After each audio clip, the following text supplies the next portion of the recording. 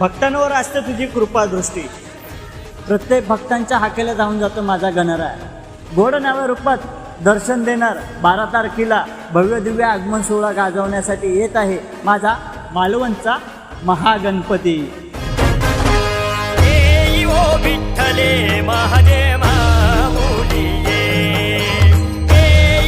विठ्ठले Mahadev